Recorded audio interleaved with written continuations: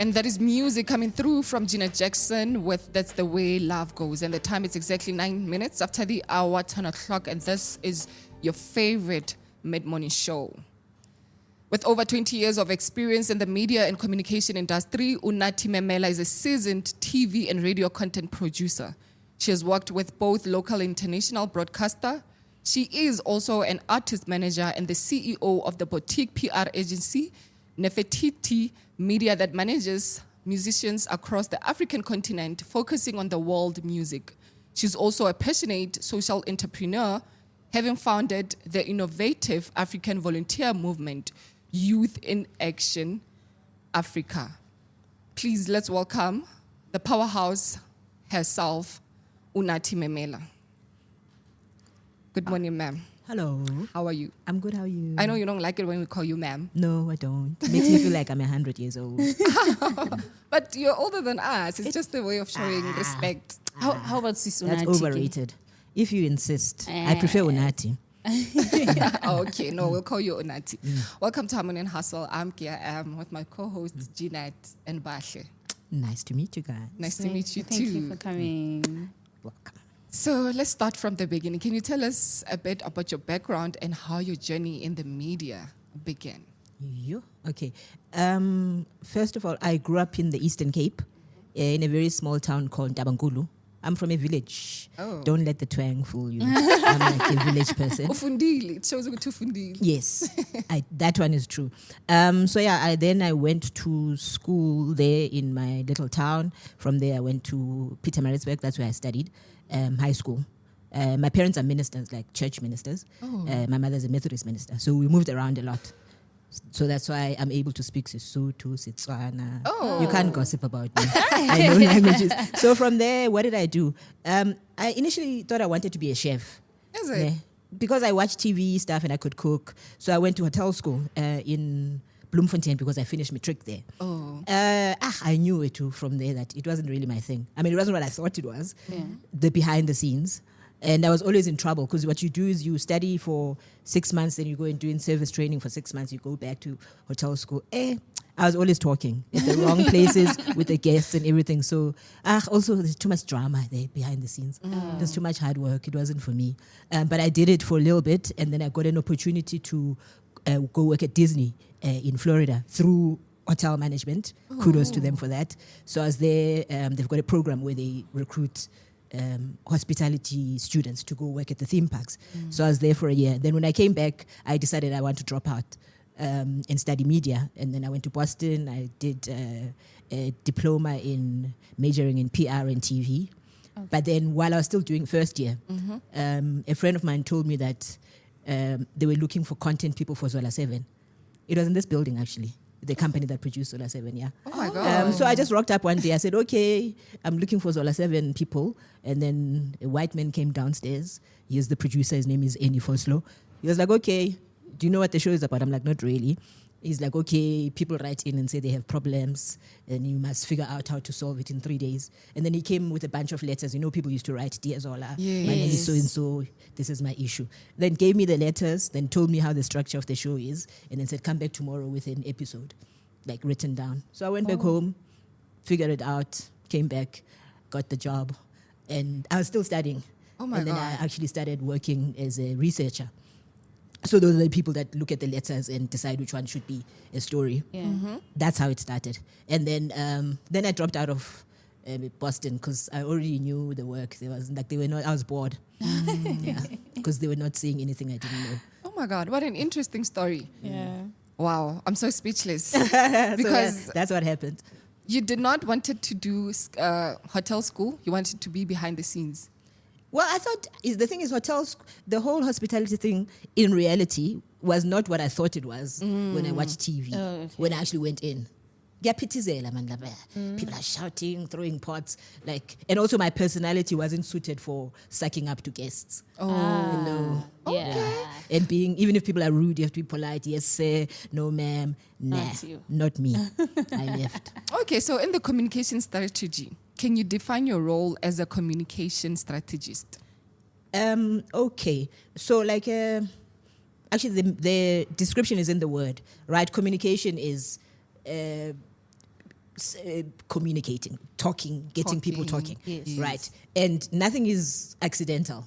So let's say Newtown radio station wants to sell itself to whoever your target market is. You need a strategy, right? Yes. And then in the role of the strategist then is to determine, number one, who are your audience? Who are you targeting as a station? How are you going to reach those people? What messaging are you going to use to talk to those people? What platforms?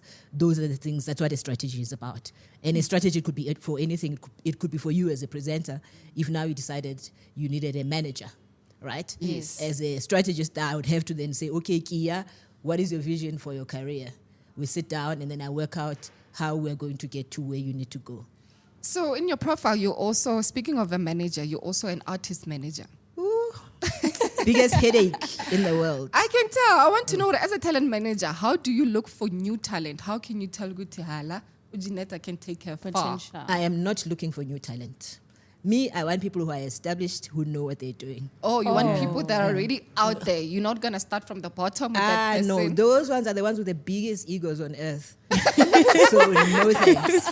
I am okay. That's kind of true. Yeah. Do you know how many Get it. followers I've got? I'm very popular on Instagram. No thanks. I'm not interested in those kind of people because they are about ego more than work. Yes. That's why I'm very Yes. particular about the people that I manage and the genres of music that I deal with. I do world music, I do jazz, traditional music, Scatamiya, Tsonga music with established artists. Those people are serious about their careers. music, yes. But my ego, they don't think they know it all. They take advice. So the people that I deal with are people with like catalogs from like 10 albums upwards. Oh. Abantu abaserious. There's few people who are like, if you are an upcoming person, you must be a focused, ego, no ego upcoming person. Yes. But honestly, and also they don't want to pay. They don't. No, and I want money. Music is a business. Yeah, of So course. if you're not It's all going about to invest in your Yes. career by paying me for my skills, no thank you. Goodbye. Goodbye. Try next door. Ah, Do you have a question, Jeanette, for Unathi? Not yet. Not yet. I have one. Okay. What inspired you to start NEFERTITI Communications, like back in like 2003? You know what happened? Actually, it's very interesting. I used to, because I've produced from Zola 7, then I started doing other things. I've done documentaries. I've done a lot of reality shows. No. Date My Family. I'm the one who produced the first season of Date My Family. I'm the one who did the content for that. Oh. Oh my God. I've done, sometimes I forget, unless I go back and look at the CV. I've done Afro Cafe. That's where the talent management came through. Okay. Afro Cafe was a SABC2 live music Yes, show. I remember, yeah, Yes, so yeah. I did 2 seasons of that as a content producer. So then what you do there is you're the one who has to find the artists that are going to be on the show, go and interview them, write Yeah. the scripts. We used to do outside broadcasted events and stuff, Yeah. jazz festivals. You also do that, write the scripts for that. And then musicians used to come all the time.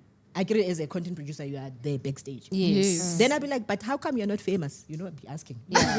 Yeah. You don't know who you are. That's the million Yeah. dollar question. Yes, and then I'd give them advice. Maybe you should do this. Then I realized I should charge them. Oh. Yes, and then I was still studying when I was doing Afro Cafe. Yes. Barely going. I never used to really attend, to be honest. And then we had an assignment where you had to create a mock company for one of the business studies things. And then me and my partner, because it was like 2 people, we then looked at it. We were like, and we got good marks. We thought, okay, let's go register at CIPC because it's like a good profile. yeah. And that's how the company started. Wow. That's really inspiring. Very. Yeah. I do have a question. What do you consider your proudest moment in your media career? Doing Zola 7. Sure. Because So for that's that was like a show with impact, unlike what we subjected to on TV these days. Yeah. Like proper, like it wasn't for show. Yes. Like was what you more did was like it storytelling. wasn't scripted.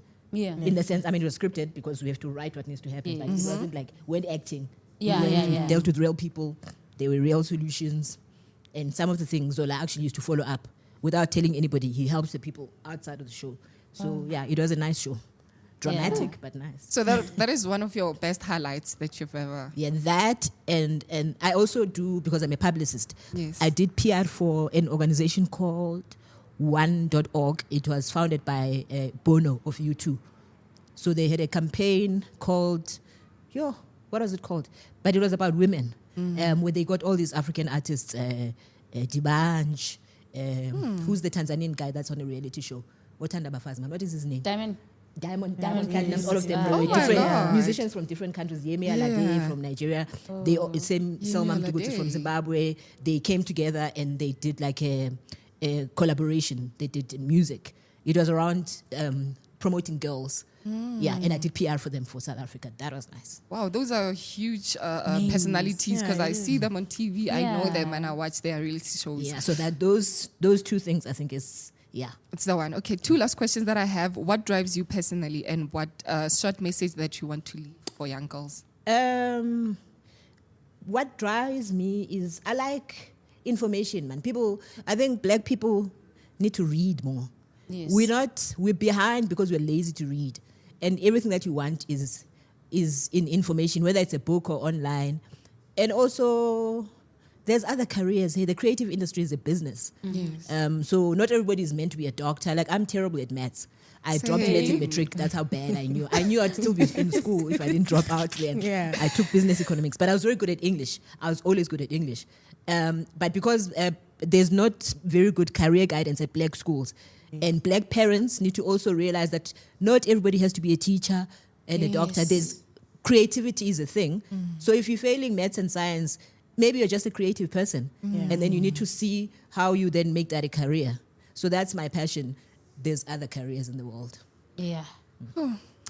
Thank you so much, Unathi Memela, for coming to the show. We are really inspired. We're empowered because you've worked with big productions and big personalities. So at least from now here, we can work with big personalities. Ne? Yeah. You are we big were personality. You're on radio. But We're getting there. We were We're already getting there. eliminated. That's another thing. You mustn't be humble about your talent.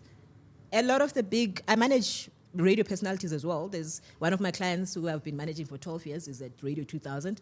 He started at a community radio station. So, like, don't treat yourself as, hey, I only work at Newtown Radio. It's a media platform. You are a big deal. Yeah. And nobody's going to tell you if you're a big deal if you don't tell yourself you're a big deal. True. I tell myself I'm a big deal every day. Yes. I'm the best vuvuzela in the music business. Yes. Word of the day. Believe You in see, yourself. you are a big brand, so don't look at other people and say, oh, I wish I was like Fat Joe, whatever. You're on radio already as it is. Some people look up to you now. So True. treat yourself that way. Oh, Start signing autographs and things. definitely will do that. Thank you so much, Unathi, You're for welcome. this This was interview. fun. Very fun, right? Yeah. How was Invite me it? again. I have more to say. Of course. Yes. Yeah. Tell us A more. bit of like an air break Yeah, man. to Husa, and then we'll be back. Yeah, digest what I said. Yes. And call me again. It's exactly 21 minutes after the hour, 10 o'clock, and this is still your favorite mid-morning show with Jeanette and KIM. Let's just go on an air break, and then when we come back, we'll give you more about Unathi Memela.